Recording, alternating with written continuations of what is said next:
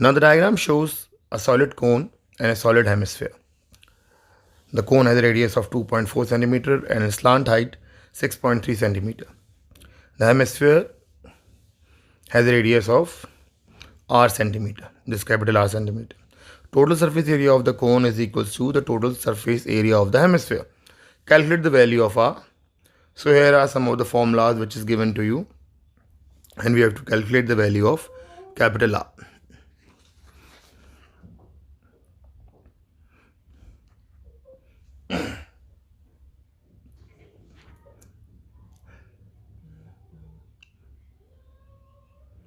Now first of all, calculating the total surface area of cone. Now total surface area of the cone will be curved surface area plus the base area. So curved surface area equals pi RL plus the base area will be pi R square. Now solving this, taking pi R common, this will be L plus R, and now substituting the values. R is 2.4, so pi into you can see 2.4. So pi into 2.4, then in bracket L is 6.3, so 6.3 plus 2.4.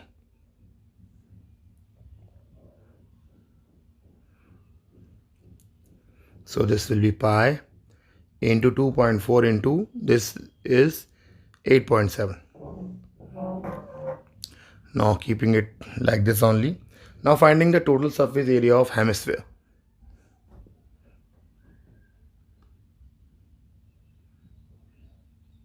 Total surface area of hemisphere is the curved surface area 2 pi r square plus the base area pi r square. Base area, sorry, this will be capital R. Sorry, this has to be capital R.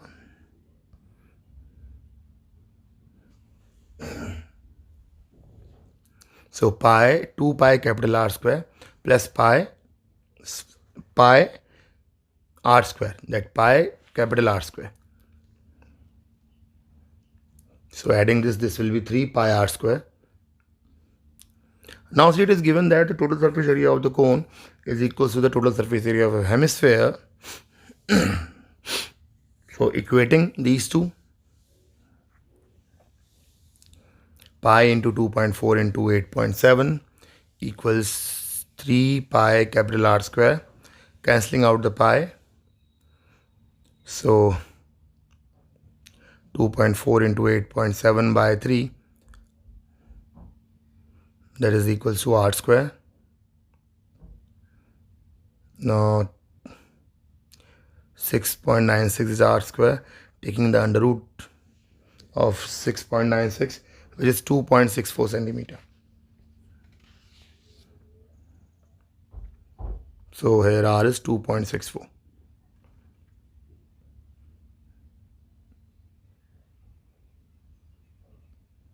Now B part. The diagram shows a solid cone with radius 7.6 centimeter and a height 16 centimeter. A cut is made parallel to the base of the cone and the top section is removed. So this top section is removed. The remaining solid has a height 12 centimeter as shown in the diagram. So this is the remaining height, the remaining part. Calculate the volume of the remaining solid. So means you have to find the volume of the solid which is given to you.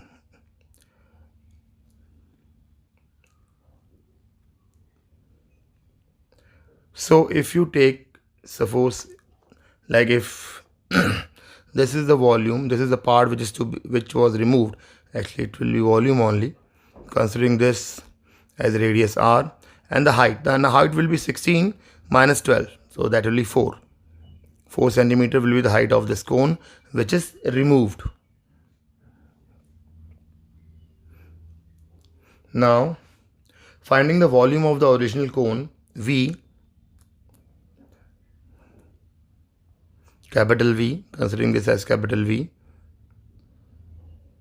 So this will be 1 by 3 pi r square h, and now substituting the values. And students, please don't forget to subscribe to our channel and also press that notification bell icon for keep getting the updates. Now back to the question. 1 by 3 pi r square h. Now substituting the values, 1 by 3 pi r is 7.6 whole square, and h will be 16 centimeter, yeah. So into 16, so this will be 967.78 centimeter cube. Now we have to find the volume of the smaller cone, or the volume of the cone which is being cut off. So as you can see, these two figures, these two cones, they are similar in shape.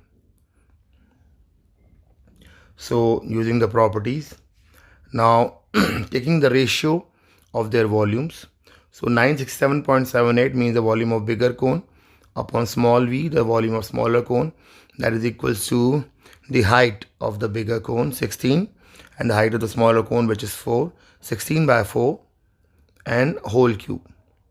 You have to do the cube of this. So we can cancel this by 4. So this will be 4 cube, which is 4 cube is actually 64. So 967.78 by small v equals 64. So now calculating the volume of the smaller cone, which is small v,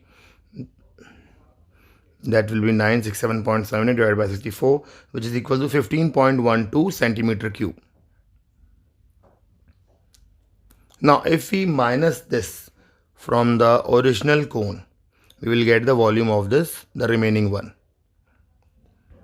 So bigger cone minus smaller cone, that will be 967.78 minus 15.2. So this is equals to 952.57 centimeter cube. 952.57 centimeter cube. So this answer is 952.57. Now we have a question from the Venn diagram. Figure in the Venn diagram, shade the region P dash union Q. As you can see, P dash means you have to leave P and shade all the region, and Q means you have to take that Q part. That means the intersection part has to be shaded. So as you can see, this whole part will be shaded, leaving the P part, but the intersection part will be shaded.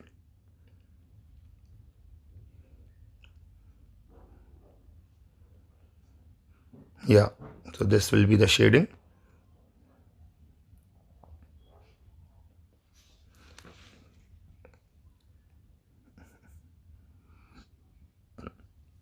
There are 50 students in a group.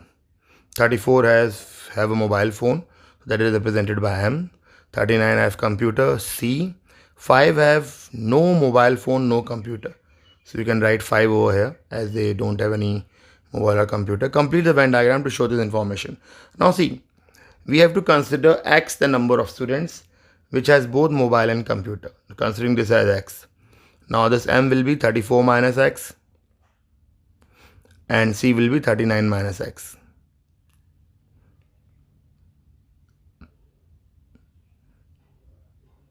We know that there are total 50 students. So adding up all this, 34 minus X plus 39 minus X plus 5, that equals 50. So this X and X will get cancelled, minus X and plus X will get cancelled. This will be 78 minus X equals 50. So the X will be 78 minus 50, which is equals to 28.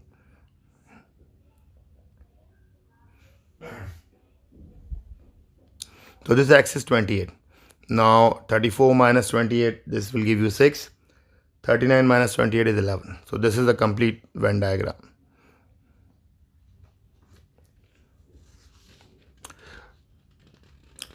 The Venn diagram shows the number of students in a group of 30 who have brother B, sister S and cousin C.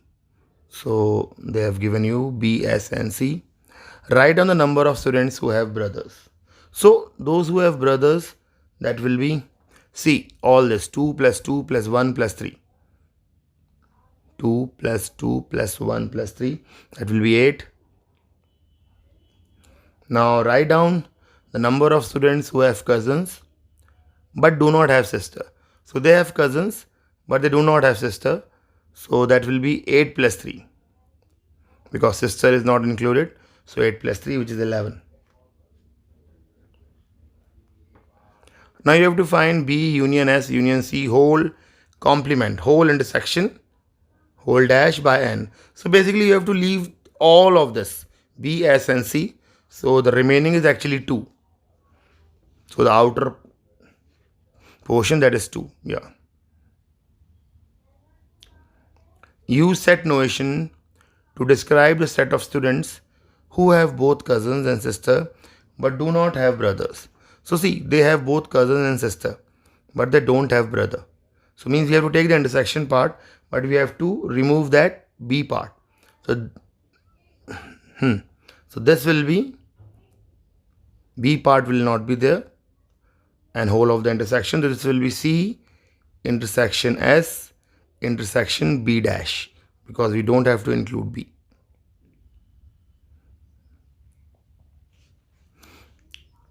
Now one student is picked at random from 30 students.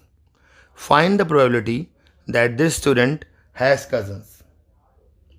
Now cousins, see, you have to add all of them. 8 plus 7 plus 3 plus 1, which comes out to be 19. So the probability will be 19 by 30. Yeah, which all have cousins, as you see. This will be 19 by 30.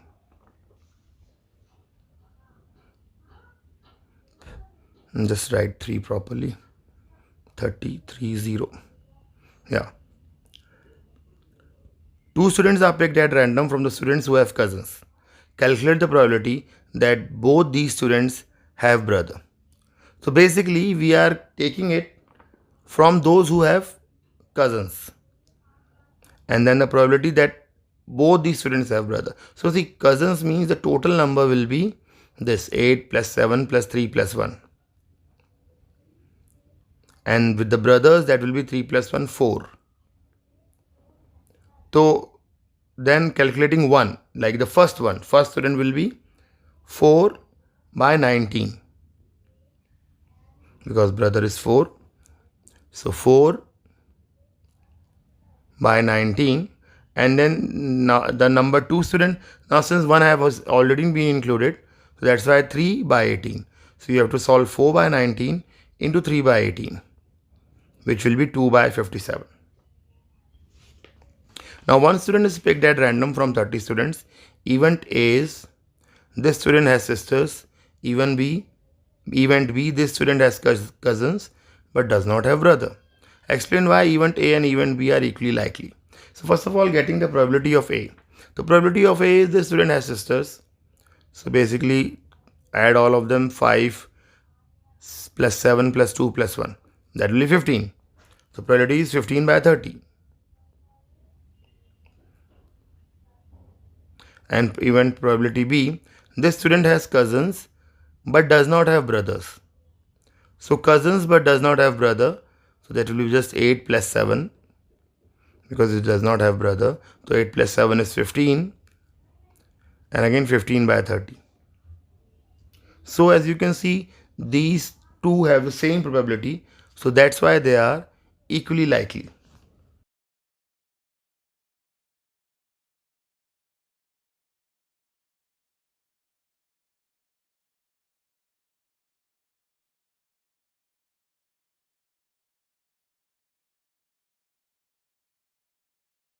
Question 8. The table shows the information about the mass in kilograms of each 50 students. So they have given you, and it's the frequency. As you can see, the table. Now complete the frequency table. So you add in frequency table, we keep on adding the subsequent frequency. So this will be 3. So this will be 3 plus 19. Next will be 3 plus 19, which is 22. Now 22 plus 21, 43. 43 plus 5, 48. 48 plus 2, 50. Now on the grid, draw a cumulative frequency diagram to show this information. So now marking the points,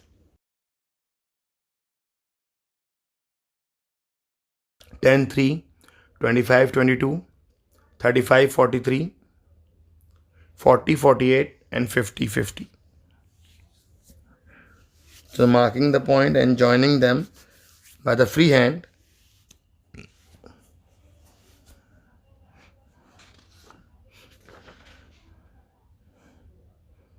Sorry for this.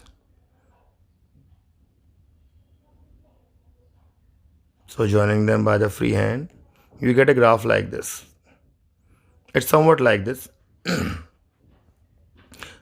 And please be careful when you draw the graphs. Try to draw them as accurately as you can. Use your diagram to find an estimate of the number of children with a mass of 32 kg or less. So see, as you can see, 32 kg will be over here. And if you draw a straight line vertically until it reaches the graph, it touches the graph. This is the point it touches the graph. Now from here you draw a horizontal line and it touches this point. So this point, you can say this is 35 or 36. So I'm writing this as 36. So this will be 36. And please use scale when you draw these vertical or horizontal line. Now this cumulative frequency diagram shows the information about the height in meters of each of 100 students. So here is the cumulative frequency diagram. The height of the tallest student is 1.83 and the height of the shortest student is 1.45 meters. On the grid, basically you have to draw a box and whisker plot for the heights of 100 students.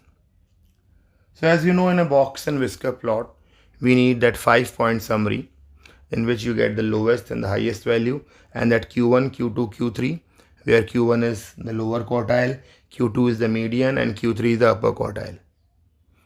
So lowest point is 1.45 meter as it is given. Sorry for that. Highest is 1.83.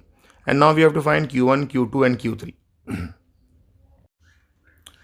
So let's find Q2 first. Q2 which is the median.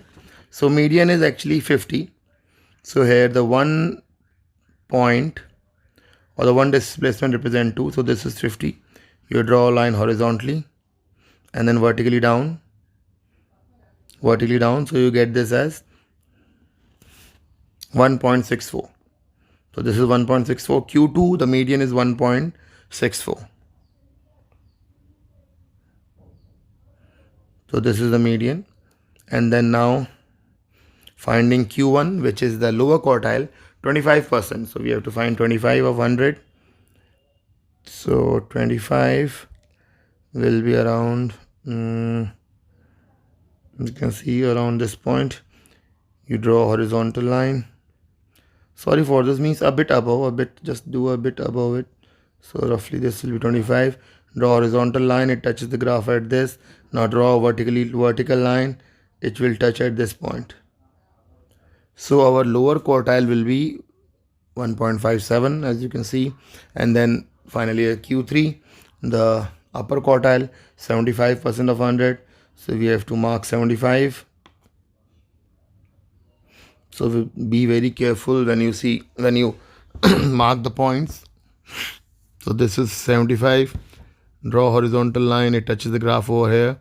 Now comes down vertically. See where it touches the graph. This point will be 1.71. So our upper quartile is 1.71. So now we have the 5-point summary. Now we will draw the box and whisker plot. So marking here 1.45. This is the point 1.45. Then 1.57, the 1, 2, 3, 4, 5, 6, 7, as is 1 represents 1, and 1.64, 1, 2, 3, 4, this will be 1.64, and 1.71 will be here. Now complete this box and whisker, the highest point is 1.83. Now complete this box and whisker, draw a box like this, and join these 2 points. Yeah, so this is our box and whisker plot.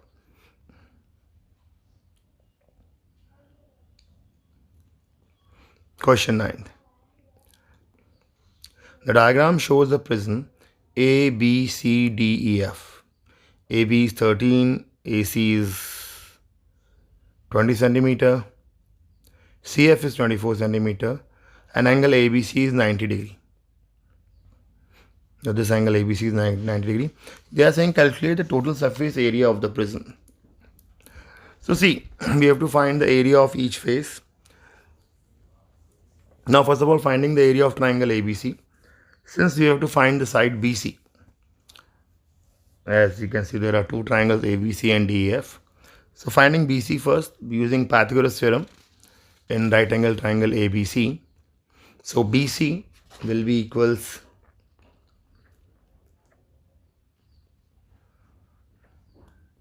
under root of, this is 20 square minus 13 square, yeah, since AC is the hypotenuse. So calculating it in the calculator, this will give you 15.2 centimeter. So this is 15.2 centimeter. Now we can find the area of triangle ABC. Now as you can see, there are two triangles, ABC and DEF over here.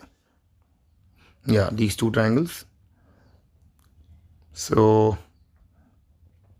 this will be 2 into half into base into height.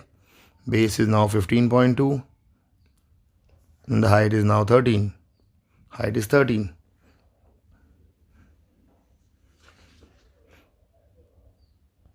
So this will give you 197.6 centimeter square.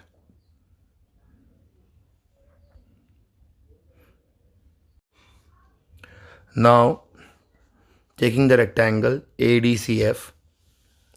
Now ADCF is rectangle, you know its length and breadth is 20 and 24. So ADCF, writing 20 into 24, that is 480 centimeter square. Now taking another rectangle which is ABED. Now ABED, we know it's 13 and 24. This side is 24. So the area of ABED will be 13 into 24, which is 300. ABED will be 13. 24 into 13, that will be 312 centimeter square. Now taking BCEF. So that will be 15.2 into 24.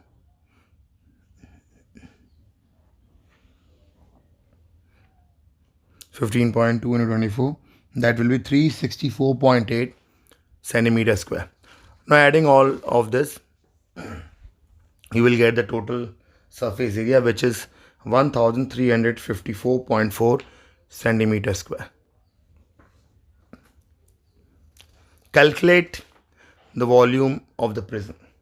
Now see, the volume of the prism we can simply do by finding the area of this triangle ABC into the length, which is CF. So to calculate, though we have already calculated the area of triangle ABC, but let's show the working. That will be half into base into height, that is half into 15.2 into 13. This is the area, and we do multiply by its length, which is 24. So area into length will give you the volume into 24.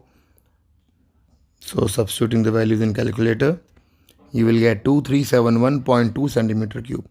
2371.2 centimeter cube. Now C part. Calculate the length, calculate the angle that AF makes with the base BCFE. Now see, AF with the base BCFE. So what we need to do is that join this point B to F. So now in triangle ABF, you can see in triangle ABF. So what angle we have to find?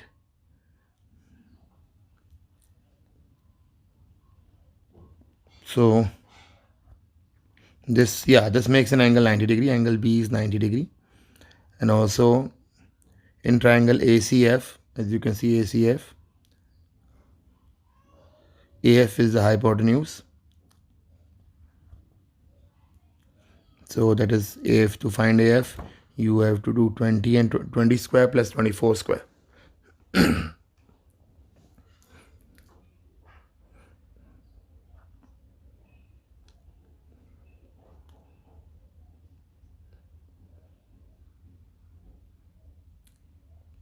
AF, yeah, this will be 20 square plus 24 square. Because this is also a right angle triangle. This will also form a right angle triangle.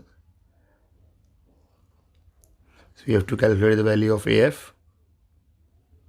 So AF is equals under root of 20 square plus 24 square. So that will give you 4 root 61. Under root of 61. So the angle that AF makes with this, see this is the angle. This is 4 root 61 is the value of AF. Angle is this, theta. This angle means you have to find the value of this angle theta. So taking triangle ABC, now we have AB by AF will be sine theta. So sine theta equals 13 by 4 root 61. So now if you calculate theta, which will be sine inverse of this value, so this will give you angle of 24.58 degree. This is 24.58.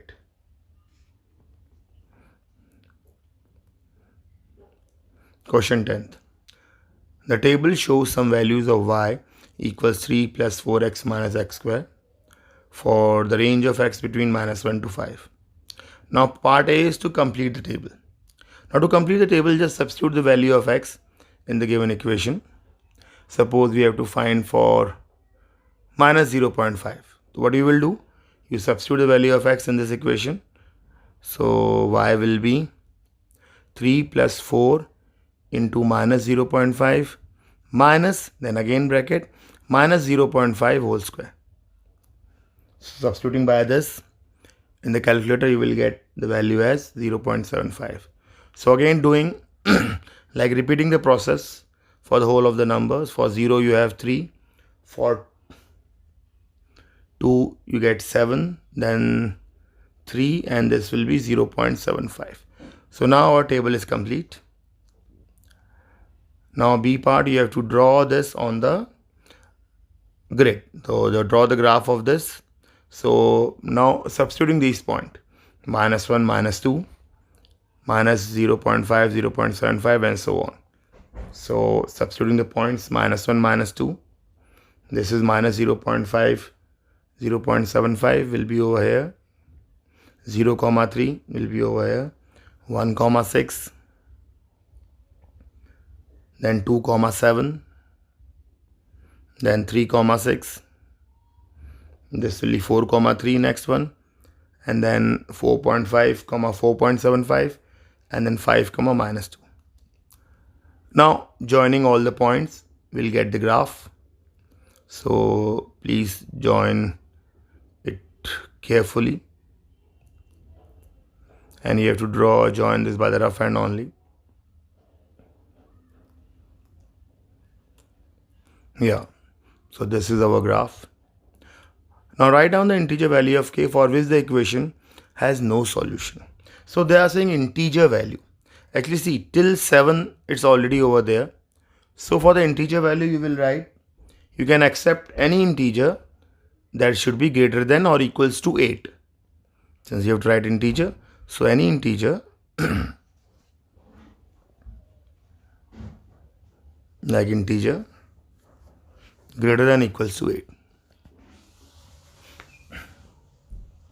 Now by drawing a suitable straight line on the grid, solve the equation.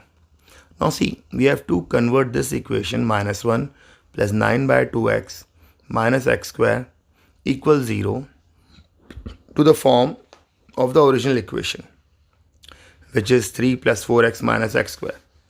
Actually here it is given, so this y is 3 plus 4x minus x square. So let me write it over here so that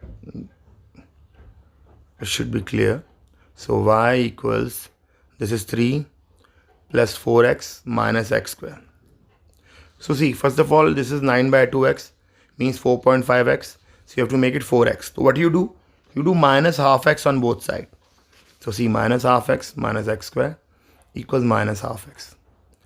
So this equation is now reduced to -1 plus 4x minus 1 plus 4x minus x square.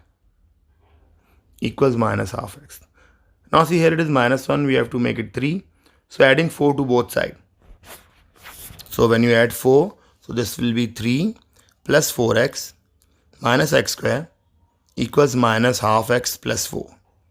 Now you know that this equation is equals to y. So y equals to minus half x plus 4.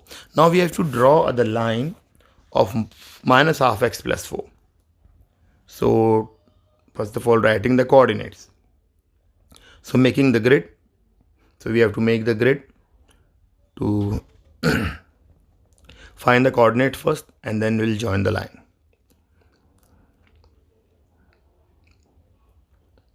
So this is the grid. We'll get just two values of x and y. So writing here x, y. So putting x as 0, y will be 4. Now you take x as 2, 2 and 2 get cancelled. Minus 1 plus 4 is 3. Now we have to mark point 0, 4 and 2, 3. So 0, 4 is over here and 2, 3 will be over here.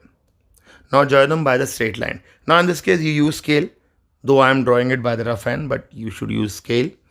Now joining these 2 points like this. Yeah. So now we have to find the x coordinates where it is intersecting with this graph. So this x coordinate, this is 0.234 and this is around, I am taking as 4.266. So these will be the values.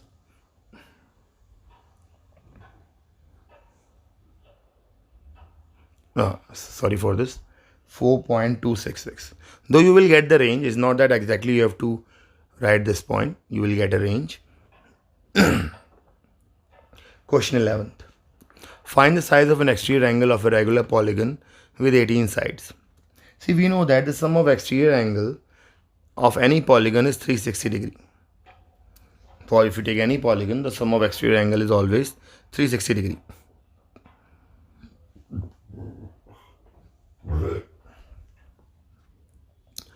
Now, to find the size of an exterior angle with 18 sides, just do 360 by n, which is 360 by 18, that is 20.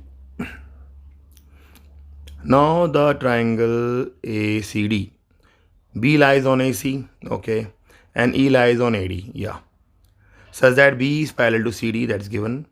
A is 5.2 and AD is 2.6. So first of all, you have to prove that these two triangles are similar. As we know, B is parallel to CD.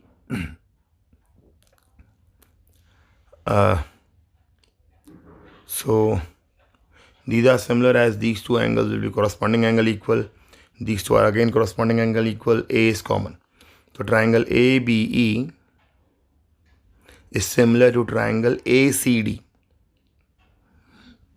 ACD. Now we have to calculate BE. So you know that similar triangles, the sides are proportional.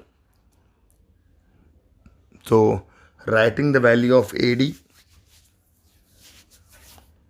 is 5.2 plus 2.6, which is 7.8. In order to find AD, it will be 5.2 plus 2.6. 7.8. So 7.8 upon 5.2 equals 6.75 upon BE. So BE will be, by the cross multiplication, BE will be 6.75 into 5.2 upon 7.8. Substituting the values in calculator, you get 4.5 centimeter. So BE is 4.5 centimeter.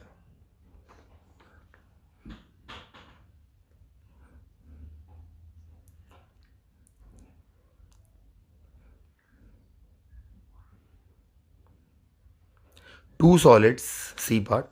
Two solids are mathematically similar. The smaller solid has height 2 cm and volume 32 cm cube. The larger solid has volume 780 cm cube. Calculate the height of the larger solid. Now as the two sides are similar, so taking the ratio,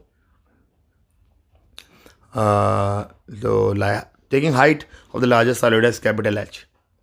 So now the ratio of the volume 780 by 32, larger by smaller, that will be H, again H by 2, but this has to be Q. So 780 by 32, we have to do 1 by 3, the third root 1 by 3 equals H by 2. Now 780 by 32, third root will be 2.9, which is equal to H by 2. Cross multiplying, H will be 5.8. 2 into 2.9, which is 5.8 centimeter. Now D part. PQ is parallel to RS. PNS is a straight line. And N is the midpoint of RQ. Explain giving reason why the triangle PQN is congruent to triangle SRN. So we know that PQ is parallel to RS. Taking PS as transversal, these two angles are equal because they are alternate angle. So writing angle QPN equals angle NSR. They are equal. The reason is they are alternate angles.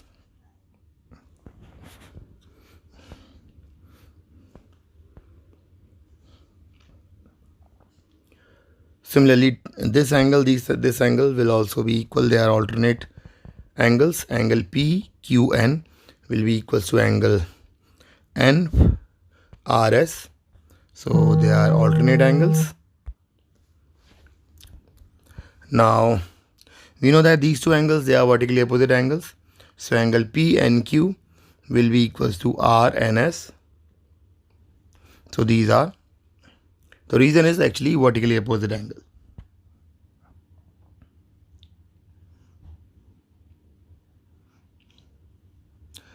And if you look, it's given in the question, N is the midpoint of RQ. So NR is equals to NQ, means these two sides are equal. N is the midpoint, which is given. So by the criteria ASA, angle side angle, triangle PQN is congruent to triangle NRS.